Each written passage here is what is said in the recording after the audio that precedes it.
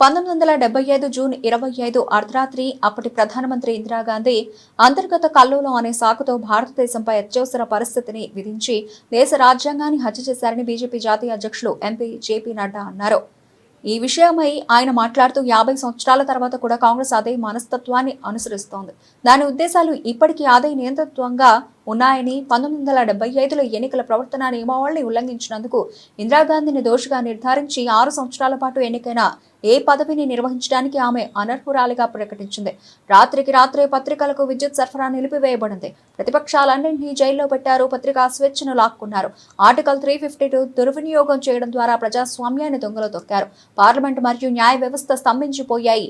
June 26 ఉదయం కాంగ్రెస్ నియంతృత్వ ప్రభుత్వ దేశంపై అత్యవసర పరిస్థితిని విధించిందని గుర్తు చేశారు. కాంగ్రెస్ పాలిత రాష్ట్రాలలో శాంతి భద్రతల పరిస్థితి ఇప్పటికీ అత్యవసర పరిస్థితిలో ఉన్నట్లే అవుతున్నారు. ప్రతిపక్షాలను అణిచివేయడం, మతపరమైన బుజ్జగింపు మరియు అధికార దురహంకారం బహిరంగంగా కనిపిస్తాయని ఆగ్రహం వ్యక్తం చేశారు. भारत विश्व का सबसे पुराना और सबसे बड़ा लोकतांत्रिक देश है. देश में कुछ ऐसी घटनाएं भी घटी हैं जहां संविधान की मूल आत्मा के साथ छेड़छाड़ करने का एक कुत्सित प्रयास किया गया है. देश उसे लोकतंत्र में एक काला अध्याय के रूप में देखता है. आज ही के दिन कांग्रेस की उस समय की प्रधानमंत्री श्रीमती इंदिरा गांधी ने आपातकाल की घोषणा 50 साल पहले की थी, जो केवल एक राजनीतिक घटना नहीं थी बल्कि लोकतंत्र पर सीधा हमला था, एक कुठाराघात था. 25 जून 1975 की आधी रात को तत्कालीन प्रधानमंत्री इंदिरा गांधी ने आंतरिक अशांति का बहाना बनाकर भारत पर आपातकाल थोप दिया था और देश के संविधान की हत्या कर दी थी. 50 वर्ष बाद भी कांग्रेस उसी मानसिकता के साथ जी रही है. उसकी नीयत आज भी वैसी ही तानाशाही वाली है. 1975 में हाई कोर्ट ने इंदिरा गांधी को चुनाव में आचार संहिता के उल्लंघन का दोषी ठहराया था और उन्हें 6 वर्षों के लिए किसी भी निर्वाचित पद पर रहने से अयोग्य करार दिया था. रातों रात प्रेस की बिजली काटी गई, सारे विपक्ष को जेल में डाल दिया गया, झोंक दिया गया, प्रेस की आज़ादी छीन ली गई. अनुच्छेद 352 आर्टिकल 352 का दुरुपयोग कर लोकतंत्र को रौंदा गया.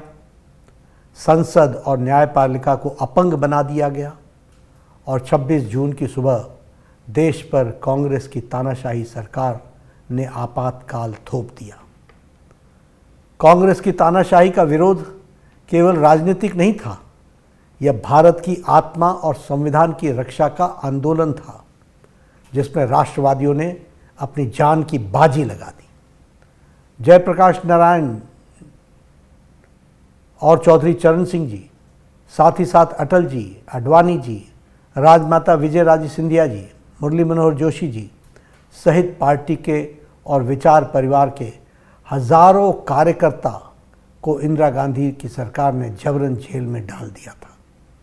हमारे प्रधानमंत्री श्री नरेंद्र मोदी जी ने एक जिम्मेदार कार्यकर्ता के रूप में तानाशाही सरकार की आंखों में धूल झोंकते हुए लाखों समर्पित स्वयंसेवक कार्यकर्ताओं के साथ कांग्रेस की सच्चाई को हर गांव, हर गली और हर घर तक पहुंचाया था.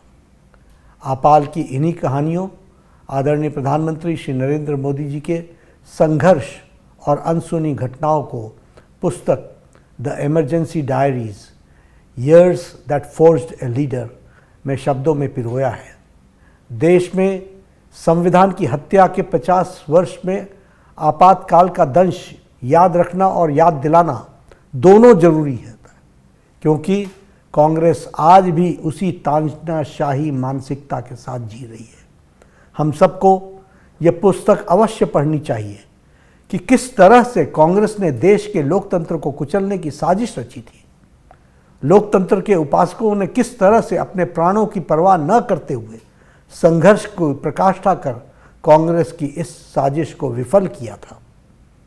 India is Indira and Indira is India जैसे नारे कांग्रेस की उस मानसिकता को दर्शाते थे, जिसके तहत इंदिरा गांधी ने देश को व्यक्तिवाद और परिवारवाद की प्रयोगशाला बना दिया था।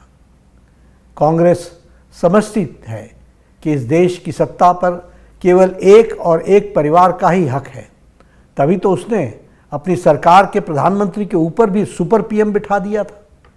आज भी कांग्रेस की मानसिकता वैसी ही है। एक गरीब का देश का प्रधानमंत्री पद तक पहुंचना कांग्रेस से हजम नहीं हो रहा है। कांग्रेस शासित राज्यों में कानून व्यवस्था का हाल आज भी वही है जो आपातकाल में था। विरोध का दमन, धार्मिक तुष्टीकरण और सत्ता का अहंकार खुलेआम दिखता है। इंदिरा गांधी जी ने जस्टिस एच.आर. खन्ना जैसे ईमानदार जज को सीनियर होने के बावजूद मुख्य न्यायाधीश नहीं बनाया, क्योंकि उन्होंने सरकार के खिलाफ फैसला सुनाया था।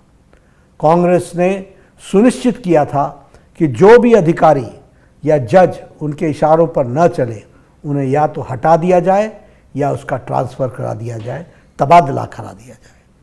इंदिरा गांधी ने अपनी सत्ता को महफूज रखने के लिए संविधान में अलोकतांत्रिक संशोधन कर संविधान की मूल आत्मा को बदल दिया था।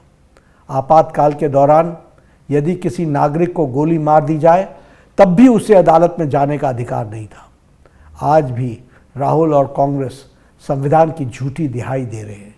आपातकाल के दौरान जेलों में बंद लोगों को अपने परिजनों के अंतिम क्रिया में शामिल होने तक की अनुमति नहीं दी गई। कांग्रेस ने आपातकाल के लिए आज तक अपने किए के लिए कभी भी माफ़ी नहीं मांगी है। 2024 का लोकसभा चुनाव से पहले कांग्रेस बाकायदा बहिष्कृत पत्रकारों की लिस्ट जारी की थी, जिनकी डिबेट में जाने से कांग्रेस प्रवक्ता को मना किया गया था। जहां एक ओर तो वो अपने शासन में पत्रकारों पर मुकदमा करते हैं, वहीं दूसरी ओर विपक्ष में होने पर उनका बहिष्कार करते हैं।